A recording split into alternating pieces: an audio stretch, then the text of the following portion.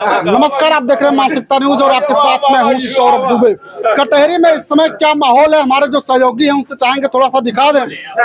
हमारे साथ यहां पर पूर्व विधायक खब्बू तिवारी हैं, साथ में यहां मिठाइयां बट रही है। धर्मराज निषाद चुनाव जीत चुके हैं। हमारे जो सहयोगी थोड़ा सा दिखाएं किस तरीके से खुशियों वाला माहौल है यहाँ पे। भारतीय जनता पार्टी के कार्यकर्ता काफी ज्यादा खुश हैं क्योंकि यहाँ पर भारतीय जनता पार्टी का वनवास खत्म हुआ, साथ ही साथ धर्मराज निषाद का भी वनवास खत्म हुआ। कहा जाता है कि खब्बू तिवारी को भारतीय जनता पार्टी ने यहां पर नाराज ब्राह्मणों को मनाने के लिए भेजा था और एक संकट मोचन की भूमिका में खब्बू तिवारी यहां पर थे।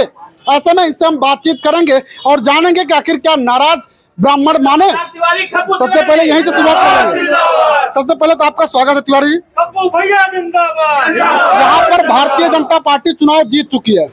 चुनाव जीतने के बाद आप क्या कहेंगे? यहाँ की जीत माननीय मोदी जी की जीत है, माननीय योगी जी की जीत है। यहाँ की जीत भारतीय जनता पार्टी के एक एक कार्यकर्ताओं की जीत है। और यहाँ के लोगों ने मन बनाया था कि जो वनवास है 30 वर्ष के ऊपर का, इस उपचुनाव में उस वनवास को हम समाप्त करेंगे और भारतीय जनता पार्टी के प्रत्याशी को विजयी बनाएंगे। यहाँ के लोगों का संकल्प था और उस संकल्प को यहाँ के लोगों ने पूरा किया। जिस जगह पर आप इस वक्त मौजूद हैं, यहीं से एक वीडियो वायरल हुआ था कि ब्राह्मण नाराज हैं। क्या उन नाराज ब्राह्मणों को मनाने के लिए आपको यहाँ भेजा गया था? नहीं, भारतीय जनता पार्टी के कार्यकर्ता होने के नाते मेरा कर्तव्य था कि मैं यहाँ पर आऊँ और भारतीय जनता पार्टी का प्रचार करूँ, यहाँ के प्रत्याशी को विजयी बनाऊँ। और सर्व समाज के लोगों के पास हम तो गए, सर्व समाज के लोग भारतीय जनता पार्टी के साथ गए। हाँ, ये अलग की बात है, कहीं कुछ अगर गलतफहमी थी तो उसको दूर करने का प्रयास किया गया। पूर्ण रूप से सर्व समाज भारतीय जनता पार्टी के साथ था। लालजी वर्मा बड़ा दावा कर रहे थे कि यहाँ से हम चुनाव जीतेंगे, लेकिन चुनाव परिणाम क्या आया वो आप भी देख रहे हैं, हम भी देख रहे हैं। ऐसे में कटहरी की जनता के लिए आप क्या कहेंगे? यहाँ की देवतुल्य जनता ने 30 वर्ष के अधिक समय में जो वनवास काटा है, मैं समझता हूँ कि 2.5 साल में इस क्षेत्र का सर्वांगीण विकास होगा, सड़कें बनेंगी, विद्युतीकरण होगा और तमाम ऐसी समस्याओं का समाधान जो सरकार कर सकती है, उन समस्याओं का समाधान होगा। अम्बेडकर नगर की कटहरी विधानसभा को माननीय मुख्यमंत्री जी ने गोद लिया है और जिस विधानसभा को माननीय मुख्यमंत्री जी गोद लेंगे और यहाँ की जनता उनके प्रत्याशी को धर्मराज निषाद जी को आशीर्वाद देगी, तो निश्चित रूप से कल्पना कर सकते हैं आप कि कितना विकास होगा इस क्षेत्र का। आप अयोध्या से हैं और अयोध्या में उपचुनाव नहीं हुआ मिल्कीपुर सीट पर, ऐसे में वहां भी उपचुनाव होना है। आज नहीं तो 2 दिन बाद ही सही उपचुनाव होगा और कहा जाता है कि बाबा गोरखनाथ से आपकी करीबी भी बहुत है। क्या टिकट की अगर हम बात करें तो बाबा गोरखनाथ को मिल सकता है वहाँ? नहीं, टिकट तो देखिए किसी का करीबी होना दूसरा विषय है, हमारे छोटे भाई हैं वो, लेकिन टिकट पार्टी तय करती है।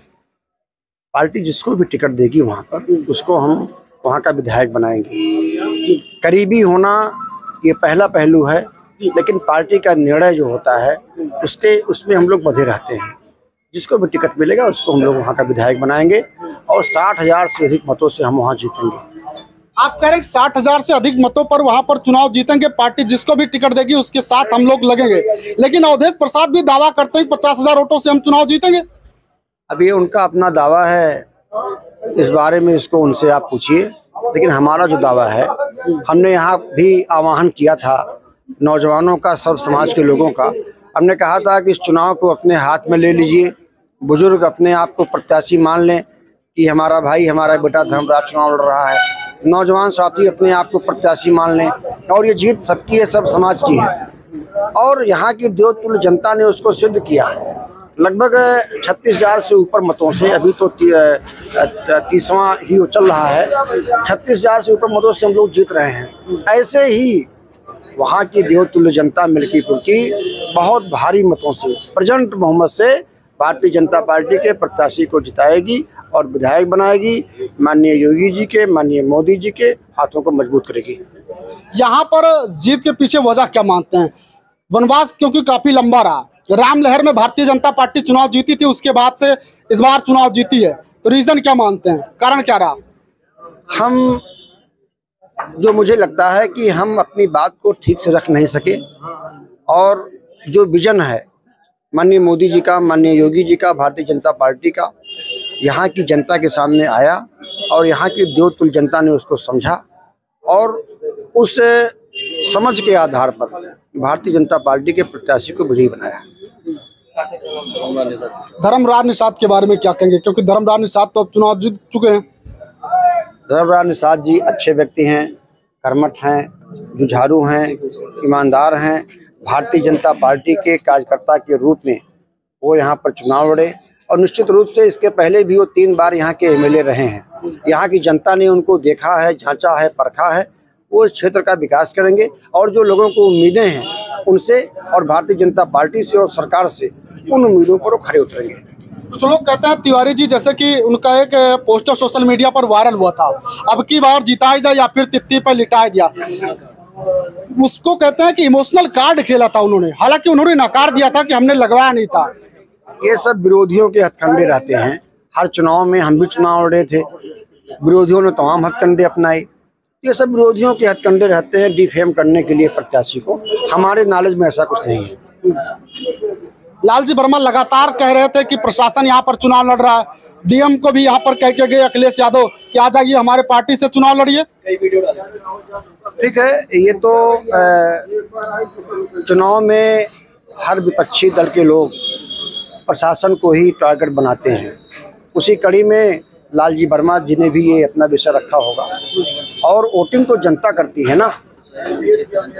अगर प्रशासन चुनाव लड़ता और वो तय करता तो लोकसभा चुनाव में समाजवादी को सीटें मिली, इस उपचुनाव में भी 2 सीटें समाजवादी को मिली, वो मिलती न मिलती।